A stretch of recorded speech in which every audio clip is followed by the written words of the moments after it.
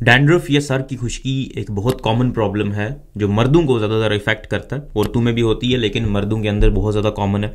आज मैं आप लोगों को बताऊंगा कि ये डैंड्रफ या सर की खुश्की होती क्यों है और आप इसका इलाज कैसे कर सकते हैं। डैंड्रफ या जो सर के ऊपर सफ़ेद सी खुश्की आ जाती है वो बेसिकली आपकी जो स्कैल्प होती है, सर की जो जिल्द होती है उसी की स्किन होती है, ऊपर वाली लेयर होती है जो ऊपर से टूटना शुरू हो जाती है और उससे वो वाइट कलर के सफ़ेद रंग के फ्लेक्स बन जाते हैं जिसको आप डैंड्रफ कहते हैं। अब ये बनते क्यों हैं? देखें, या तो आपकी स्किन बहुत ड्राई है, जिल्द ड्राई है, इस वजह से वो फ्लेक्स बन रहे हैं और स्किन जो है वो खराब हो रही है। दूसरे नंबर पे एक माइक्रो ऑर्गेनिज्म होता है, एक फंगस होता है जिसको मेलासीजिया कहते हैं।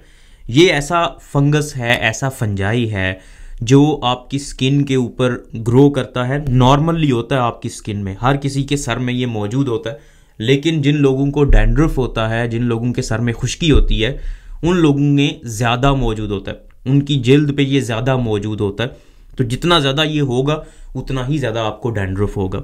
इसीलिए आपने सुना होगा कि इसकी जो ट्रीटमेंट होती है डैंड्रफ की वो एंटी फंगल शैम्पूज होते हैं, मतलब ऐसे शैम्पू जिसके अंदर ऐसे केमिकल्स हों जो फंजाई को, जो इस माइक्रो ऑर्गेनिज्म को किल करें, जो इस माइक्रो ऑर्गेनिज्म को मारें। इसके अलावा जो डैंड्रफ की वजह है वो सिबोरिक डर्माटाइटिस है। सिबोरिक डर्माटाइटिस एक इन्फ्लेमेटरी कंडीशन है जिसमें इंसान को मुख्तलिफ जगहों पे खारिश होती है, स्किन जो है वो ड्राई होती है। ये भी एक बहुत कॉमन कंडीशन है, बहुत सारे लोगों को इसका मसला होता है।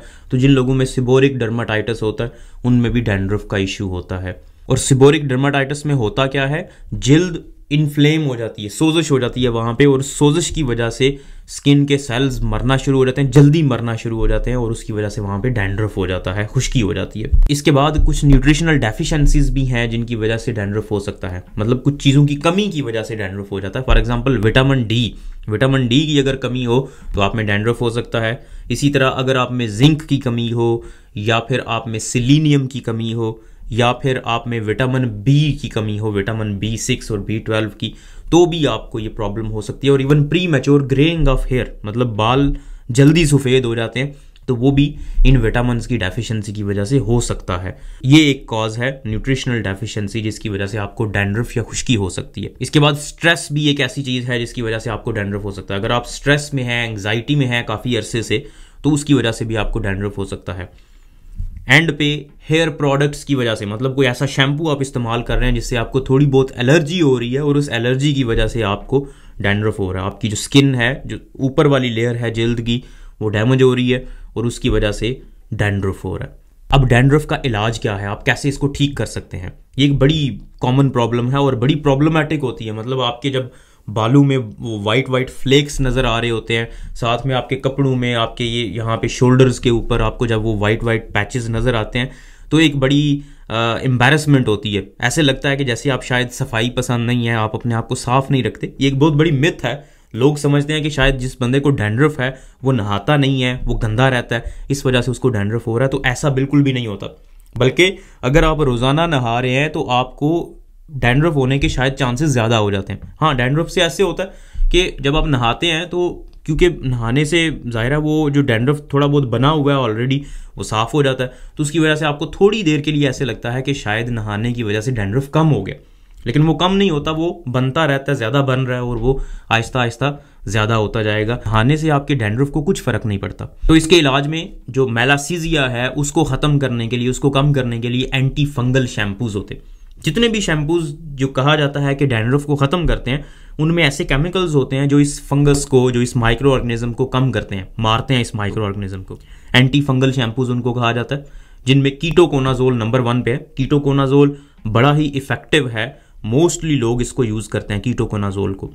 कोनाज के नाम से आता है और भी बहुत सारे नामों से ये शैम्पू मौजूद है मार्केट में, वो आप ले सकते हैं। ओवर द काउंटर आपको मिल जाता है, आपको डॉक्टर से प्रिस्क्रिप्शन लिखवाने की भी ज़रूरत नहीं है।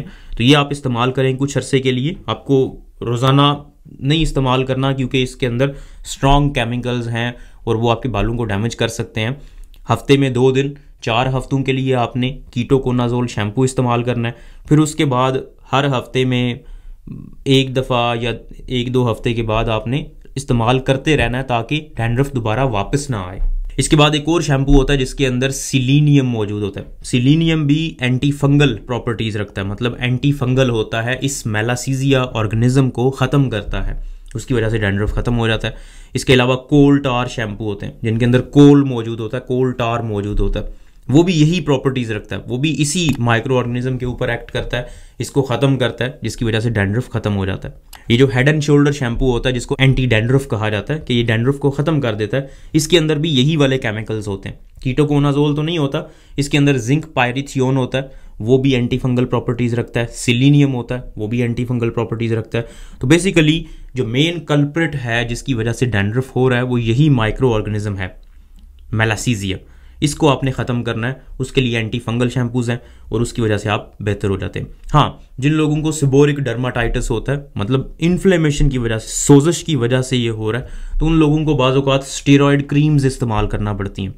जब स्टेरॉयड क्रीम लगाते हैं वो सर पे तो सोजश कम हो जाती है, जब सोजश कम होती है तो ये डर्माटाइटिस और ये जो डैंड्रफ है ये भी खत्म हो जाता है। फिर एंड पे न्यूट्रिशनल डेफिशिएंसीज हैं, विटामिन डी की डेफिशिएंसी, विटामिन बी कॉम्प्लेक्स की डेफिशिएंसी, जिंक की डेफिशिएंसी, सिलीनियम की डेफिशिएंसी। तो ये अगर आप अपनी खुराक के अंदर इस्तेमाल करेंगे तो अगर डेफिशिएंसी की वजह से आपको डैंड्रफ हो रहा है तो वो भी ठीक हो जाएगा। मुझे खुद डैंड्रफ पिछले दिनों में काफ़ी ज़्यादा हो गया था, मैं एंटी फंगल शैम्पूज इस्तेमाल कर रहा था, उससे आराम नहीं आ रहा था, डैंड्रफ ख़त्म नहीं हो रहा था। फिर उसके बाद मैंने 2-3 काम किए।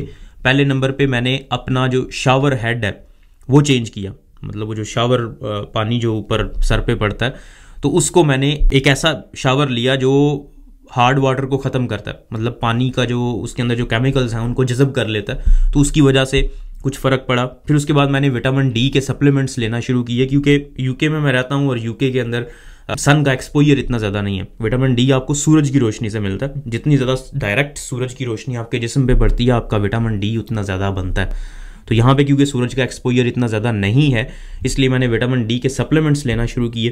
तो ये 2 काम करने से, साथ में जो एंटी फंगल शैम्पू है वो भी इस्तेमाल किया, तो ये 2-3 काम करने से मेरा डैंड्रफ बिल्कुल ख़त्म हो गया। तो आप भी वजह आइडेंटिफाई करें कि किस वजह से आपको डैंड्रफ हो रहा है और फिर उस वजह को टैकल करें, आपका डैंड्रफ खत्म हो जाएगा। उम्मीद है आपको ये वीडियो पसंद आई होगी। इस वीडियो को लाइक करें, इस चैनल को सब्सक्राइब करें ताकि इस तरह की मजीद इन्फॉर्मेटिव वीडियोस हम आप तक पहुंचाते रहें। शुक्रिया।